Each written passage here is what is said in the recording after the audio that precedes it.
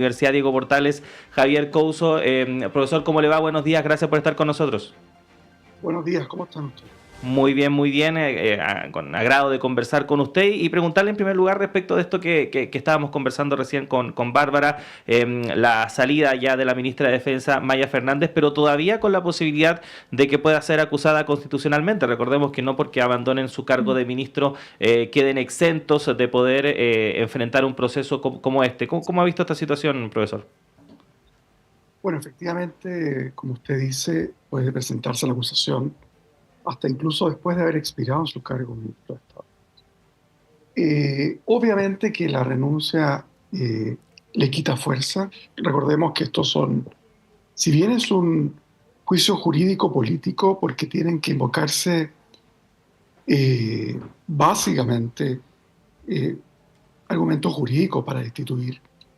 El órgano que autoriza, digamos, da la pasada al Senado es la Cámara de Diputados.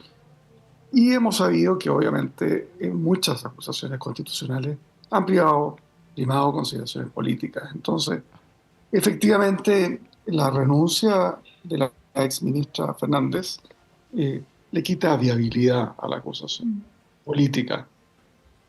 Profesor, buenos días. ¿Y qué pasa con este recurso que admitió hace poco el Tribunal Constitucional en su contra, ahora que renunció en el cargo? ¿Qué podría pasar con eso? Bueno, también pierde bastante sentido en tanto y cuanto eh, el debate que había ahí, que a mi juicio era un camino mucho más difícil en el caso de la ministra Fernández que de la senadora Allende, porque hay buenos motivos para pensar que no procede la inhabilitación por parte del Tribunal Constitucional a ministros de Estado. Hay una cierta ambigüedad en la Constitución y sobre todo la interacción entre la Constitución y la ley orgánica del Tribunal Constitucional. Pero a mi juicio es bastante plausible el argumento de que justamente eh, porque existe la posibilidad de acusar constitucionalmente y porque de la letra de la Constitución hay ambigüedad respecto de la posibilidad de que el Tribunal Constitucional inhabilite a una ministra o un ministro de Estado, si bien es claro que puede inhabilitar a un senador o diputado. Me parece a mí que con esto en algún sentido pierde oportunidad procesal. Ya está, no tiene sentido inhabilitar a quien ya eh, no desempeña el cargo. A diferencia de la acusación constitucional, que sí puede plantearse respecto de alguien que ha expirado en su cargo, ya sea el presidente de la República o ministros de Estado u otras autoridades que son acusables constitucionalmente. Así que, en definitiva, yo esperaría que, eh, digamos, por carecer de objeto, digamos, por defecto útil, se desestime en el Tribunal Constitucional la acción contra la ex ministra Fernández. Ujú. Profesor, durante esta semana hemos conocido nuevos antecedentes en torno a este intento de compra de la vivienda de la familia Allende en CIPER. Hay una nota bastante detallada respecto de un supuesto plan que existía para mantener el control de esta residencia después de la venta a través de un comodato, etcétera, etcétera. ¿Qué tan compleja es la situación que enfrentan hoy en día la familia Allende, en particular la senadora Isabel Allende y la exministra Maya Fernández? A ver, no conozco los detalles del informe de CIPER que usted menciona, eh, pero ciertamente va a investigarse. Mirado de fuera, es bastante difícil imaginar que una operación tan abierta, ¿en qué sentido abierta? Típicamente esta norma que prohíbe, en el caso de los ministros, el artículo 37 bis de la Constitución, que prohíbe celebrar o caucionar contratos con el Estado. Típicamente, eh, la hipótesis de trabajo con que se plantea eso son contratos que no están a la luz pública, que buscan enriquecer a una familia, etcétera, a un ministro en este caso, a una ministra. La impresión que da aquí es que hubo más bien torpeza por parte de los asesores legales de la ministra y, bueno, falta de información. Cuando uno asume un cargo de esa importancia, lo mínimo que uno esperaría es que estudie el estatuto constitucional de los ministros de Estado, que son unos 5 o 6 artículos de la Constitución, no es algo extremadamente largo, donde parece nítido que no puede celebrar contratos con el Estado. Entonces, pero lo complicado aquí es imaginar que, insisto, el fin de esa norma, el artículo 37, dice, en el caso de la ministra Fernández, busca justamente evitar que, utilizando digamos, la importancia que tiene el cargo de parlamentario, de ministro, perdón, se pudiera generar un conflicto de interés, enriquecimiento ilícito por parte de un ministro. Me da la impresión de que en este caso estamos más bien ante una situación de falta de prolijidad, de torpeza, pero no es para mí evidente que haya una intención de, digamos, que una intención de enriquecerse de parte de la ministra Fernández. Ahora, esto es una cuestión que va a dar lugar a una investigación, por supuesto, y va a haber que llegar hasta el fondo del asunto. Profesor, lo quiero llevar a otro tema, en honor al tiempo, podríamos seguir conversando del anterior, pero bueno, está también el caso de la diputada Carol Cariola y se abren ahí varias aristas o varias decisiones que toma su defensa junto, a la misma diputada. Por un lado está esta decisión de buscar la nulidad de la acción, la nulidad del allanamiento que se llevó a cabo, que fue bastante cuestionado porque ella estaba justo teniendo a su hijo. ¿Por qué se busca justamente anular ese proceso? ¿Qué impacto tiene eso? Imagino que, los abogados que buscan la nulidad de una gestión investigativa es para declarar la ilicitud de la prueba obtenida bajo ese tipo de investigaciones. Esto es puede ser clave para el resultado de una investigación digamos, de la Fiscalía y eventualmente para la posibilidad de utilizar o no esa prueba en un juicio. Me parece que es bastante poco plausible que por una falta de criterio, por algo, digamos, debatible en términos de la oportunidad, pero estamos hablando de un allanamiento con orden judicial. Aquí en Chile hay un Estado de Derecho, por supuesto que los abogados pueden desarrollar todas las estrategias que tengan a la mano, pero es muy difícil de imaginar que un allanamiento decretado por orden judicial, si bien sea nulo porque la oportunidad fue poco criteriosa, porque estaba la involucrada dando a luz. En ese sentido me parece que si el objetivo es que las pruebas obtenidas en virtud de ese allanamiento no pueden utilizarse en un eventual juicio por parte de la Fiscalía, yo creo que eso no tiene destino. Uh-huh. Profesor, esta acción también emprendida por parte de la defensa de la diputada Cariola de acudir a la Corte Interamericana de Derechos Humanos, ¿qué futuro le ve? ¿Es viable esa acción? Y también, un poco en la línea anterior, ¿qué efectos prácticos puede tener?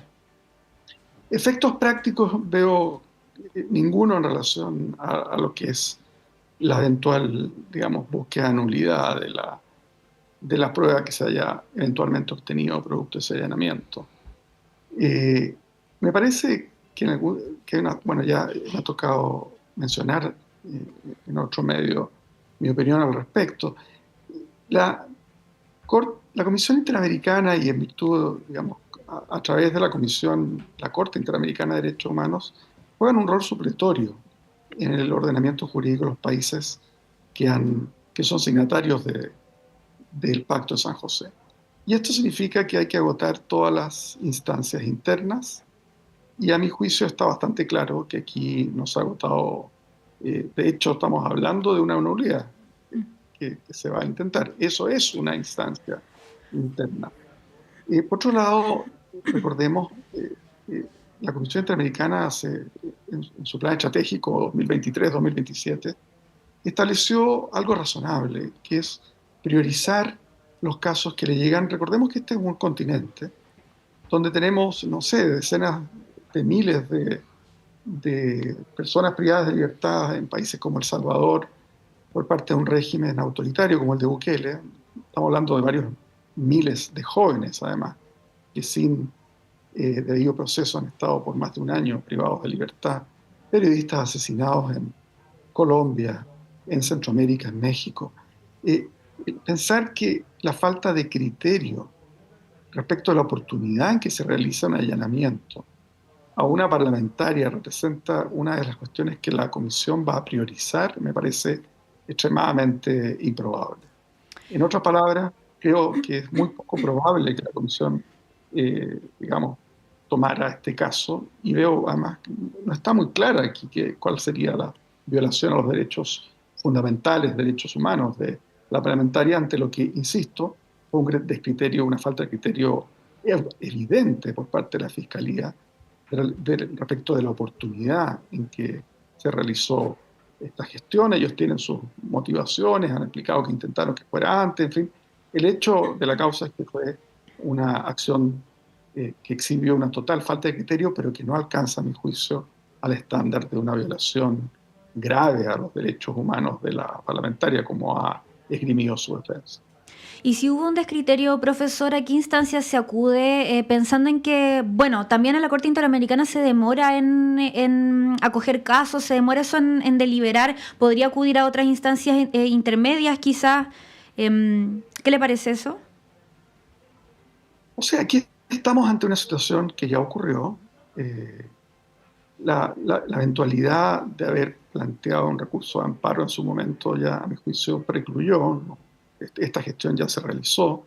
La nulidad que ustedes mencionaban al comienzo es lo que imagino va quedando, pero es ante situaciones de falta de criterio, cuando se plantea, la pregunta es si esa falta de criterio alcanza la entidad de una grave violación a derechos humanos. Y aquí me parece que claramente no llega a ese estándar.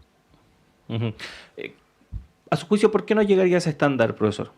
Porque hay quienes, parlamentarios, quienes afirman de manera bastante tajante que aquí sí hubo una vulneración. Insisto, lo tajante con que uno plantea algo no le da mayor fuerza a los argumentos. O sea, hay gente que muy tajante plantea que la ministra Fernández tiene que ser, acusada constitucionalmente y debe prosperar esa acusación. Y a mi juicio, ese caso tampoco llega a la entidad, es ultima ratio una acusación constitucional. Me parece que aquí, insisto, tenemos una orden judicial por parte de Chile, tiene jueces independientes, no así El Salvador, porque fueron removidos los jueces independientes, que decretaron un allanamiento y la Fiscalía intentó hacerlo aparentemente antes de que diera luz. Probablemente ha habido muchos casos en Chile de mujeres que han vivido la misma realidad, en donde ha habido, insisto, falta de criterio, de tener un mínimo de delicadeza ante una situación vital de la importancia de dar a luz. Pero, ¿cuál exactamente sería, digamos, la violación a los derechos humanos cuando en cumplimiento de una orden judicial se allana el domicilio? La integridad física de una persona que está en una clínica, cuesta imaginar que se vio puesta en peligro. Uno dirá, la integridad psíquica quizás se vio puesta en peligro. Pero son cuestiones sumamente debatibles, no me parece que sea evidente. Profesor, Insisto, si nos pusiéramos tan puntillosos respecto a que hubo una grave violación de derechos humanos por una falta de criterio de la Fiscalía, claramente por el lado de la acusación contra, si fuera tal el grado de, digamos, de petición de una, digamos, de llevar a esos extremos lo que es una falta de criterio, llevarlo a lo que es una grave violación a derechos humanos, me parece que se trivializa los derechos, la importancia que tienen los derechos humanos en un continente, insisto, donde probablemente la Comisión no lo considere este caso, porque va a priorizar situaciones donde estamos hablando de la vida, de la libertad de miles de personas. Entonces, me parece a mí que aquí hay una exageración. Uh-huh. Bueno, profesor. Entendiendo, por supuesto, la situación humana, y por eso, insisto, esto fue un descriterio, pero que no alcanza la entidad de una grave violación de derechos humanos como ha planteado la defensa. Uh-huh. Profesor Javier Couso, abogado académico de Derecho Constitucional de la Universidad Diego Portales, queremos agradecer el tiempo que ha tenido para conversar con nosotros. Que esté muy bien. Gusto saludarlos, que estén muy bien ustedes. Gracias, profesor. Y cuando son las 8 de la mañana en punto, tenemos que hacer una nueva pausa en esta primera edición de Radio Análisis. Siga junto a nosotros, ya llega Patricio López para continuar con esta primera edición. Y nosotros, Connie, nos reencontramos mañana miércoles. Nos escuchamos.